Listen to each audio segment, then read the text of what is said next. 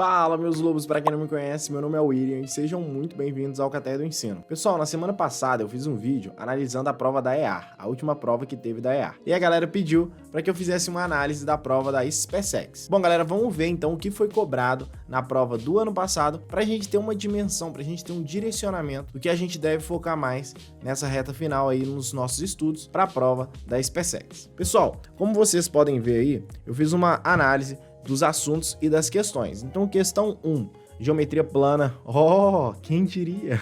Questão 2, binômio de Newton. Questão 3, polinômio e assim por diante. Bom, e eu separei a quantidade de assuntos que foi cobrado aqui. Bom, pessoal, eu poderia disponibilizar essa planilha para vocês, só as imagens e tudo mais, e para vocês fazerem as suas próprias análises. Porém, tem algumas nuances aqui que eu devo ressaltar para vocês. Vamos lá. Então, a quantidade de assuntos. Quantidade de questões por assunto, na verdade. Geometria plana, foram 3 questões. Função, foram 3 questões. Porém, essa função aqui, ela vai se dividir em 3 questões distintas.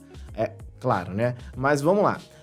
Teve uma questão de função que caiu função afim junto com função quadrática. Teve uma outra questão de função que também cobrou função afim e quadrática na mesma questão. Então você tinha que ter uma noção de função afim e quadrática na mesma questão, ok? 2 questões foram cobradas dessa forma. E a terceira questão de função foi uma inequação de função composta, tá? Então envolvia inequação e também envolvia função composta. A pessoa tinha que ter esse domínio aí de função composta e inequação também para resolver a terceira questão de função. Então, dessas questões de função aí que eu coloquei, 2 delas vocês tinham que resolver usando função afim e quadrática, e uma dessas questões de função você tinha que ter o domínio de função composta e também inequação. Vamos lá, pessoal. Geometria analítica, 3 questões. Então teve ali principalmente circunferência, tá, pessoal? A SpaceX gosta de cobrar muito a equação da circunferência. E depois de geometria analítica, nós temos a nossa querida geometria espacial, beleza? 2 questões aí de geometria espacial. Podemos perceber, pessoal,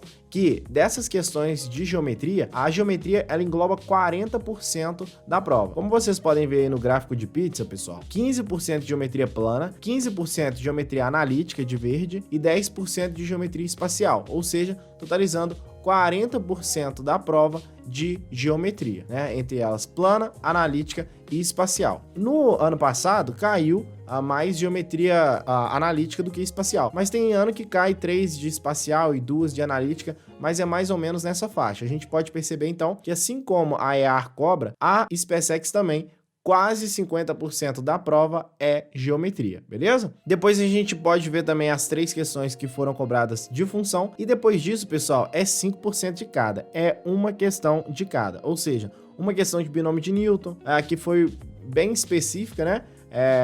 Não é todo ano que cai binômio de Newton, uma questão de polinômios, que já é um pouco mais cobrado, uma questão de probabilidade, uma questão de análise combinatória, uma questão de função logarítmica. Poxa, William, mas função logarítmica entra ali em função. A gente poderia encaixar assim, sem problema nenhum, a função logarítmica nas funções. Porém, nessa função logarítmica aqui, a gente tem que ter o domínio também das propriedades. Então eu acabo separando, mas tanto faz se separar ou não. A progressão geométrica, trigonometria, que, né, todo ano vocês já sabem, é comum cair uma questão.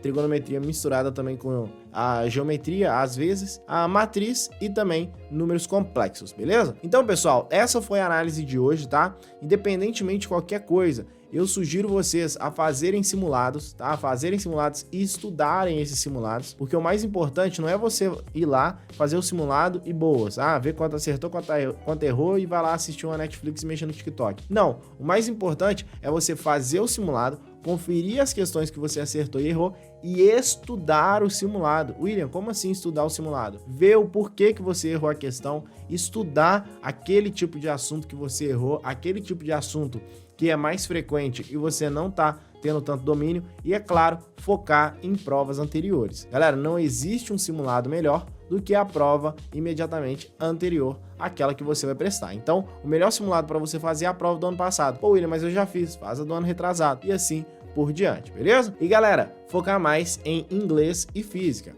porque eu não sei se vocês viram o meu último vídeo analisando o edital, inglês e física agora não tem mais peso 1, agora o peso é 1,5, beleza? Então teve essa diferença, né? Física, por exemplo, tem peso 1,5 e química tem peso 1, então a gente tem que escolher qual que a gente vai focar mais, né? E qual que a gente vai focar mais? É claro que em física, que tem um peso um pouco maior, mas é claro que tudo depende da sua dificuldade com as matérias. A gente não pode, né, deixar nenhuma de lado, a gente não pode zerar nenhuma matéria e aquilo tudo que vocês já sabem, né? Para mais dúvidas a respeito da prova, vocês podem conferir o nosso vídeo aí analisando o edital. Pessoal, espero ter ajudado vocês com essa análise, com esses bizus. Um forte abraço e até a próxima. Falou!